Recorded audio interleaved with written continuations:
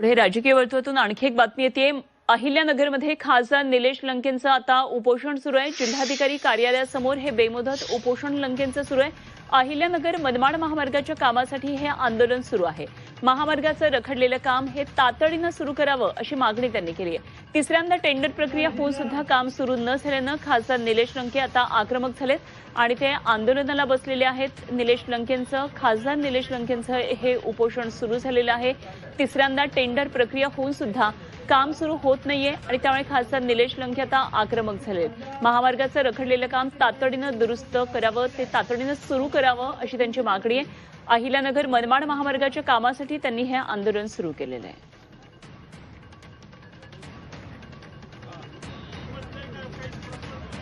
काय उपोषण करणार नाहीये, परंतु माझा साहेबांचं उपोषण आहे तोपर्यंत आम्ही सर्वजण त्यांच्याबरोबर इथं कायम गंभीरपणे उभे आहोत। धन्यवाद। हा शिर्डी शनी शिंगणापूर को जाणारा हा रोड दिशा मोडली जाते। आपला जिल्हा हा अनेक वर्ष स्वतःच्या जागृतीसारखा जनतेने वेळेला दाखवून दिलेला आहे आणि आपण पाहिलं असेल की अनेक वर्षाची समस्या ती सुटणार पण ती सुटत नाही। म्हणून खासदार निलेश लंके साहेब हे उपोषणाला बसलेले आहे। कोणाला मनोगत व्यक्त करायचं असेल त्यांनी या ठिकाणी यावे।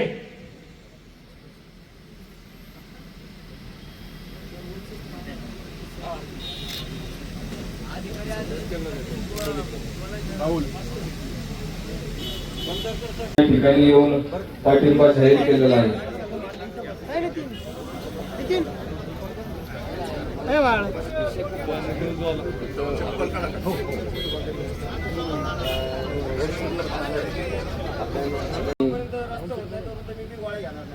माननीय खासदार निलेश लंके साहेबांनी बेमुदत उपोषण या ठिकाणी सुरू करण्याचं कारण म्हणजे रस्त्याची दुरुस्ती। या रस्त्याचे खड्डे पडलेले आहेत या अनुषंगाने माझी तुम्हाला सर्वांना ओळख करून देतो। महाराज म्हटल्यानंतर जरा तुमच्या सगळ्यांची डोळे टोकरले असतील।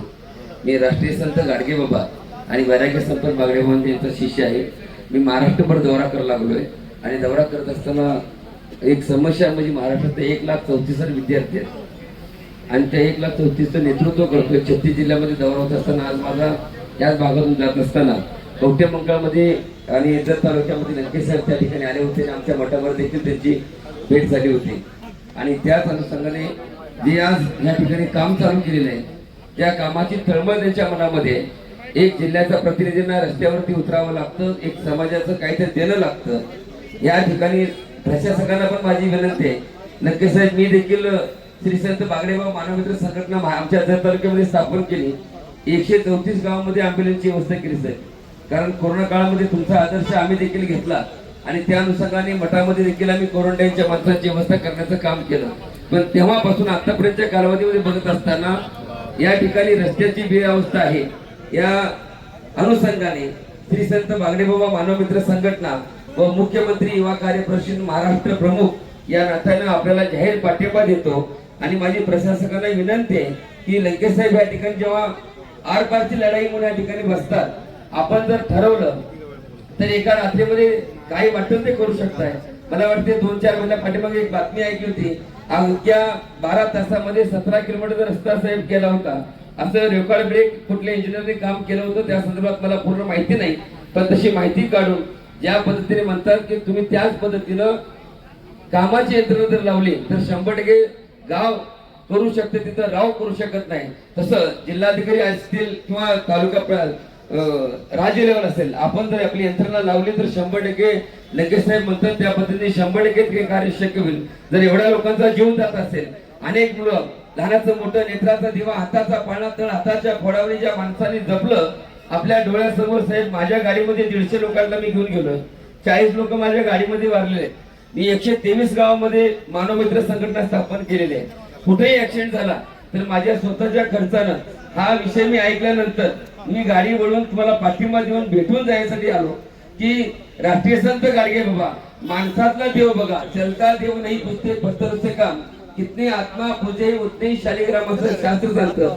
नागपुरापासून तेजपुरापर्यंत गंधाचा टिळा लावला किंवा आमच्या महाराष्ट्रात आमच्या सगळ्या माणसाला उघडून जरी दिलं तरी काही उपयोग नाही. माणसातला देव बघा म्हणणारे आमचे लंकेश साहेबांनी देखील कोरोना असेल किंवा आता रस्त्याची लढाई असेल यासाठी हे रस्त्यावर उतरलेले आहेत. माझी प्रशासकांना विनंती आहे की आपण एक तालुक्याचे नव्हे तर जिल्ह्याचे प्रतिनिधी या ठिकाणी बसलेले आहेत. त्यांची व्यथा त्यांची तळमळ समजून खरोखरच तुम्ही कामाला सुरुवात करावी एवढं या ठिकाणी सांगतो. आणि मी जर तालुका श्री संत बागडेबाबा पाणी संघर्ष समिती जर श्री संत बागडेबाबा मानवमित्र संघटना व मुख्यमंत्री युवा कार्यपरिषदेच्या वतीनं जाहीर पाठिंबा देतो आणि आपल्या सर्वांची रजा घेतो. धन्यवाद. जय बागडेबाबा.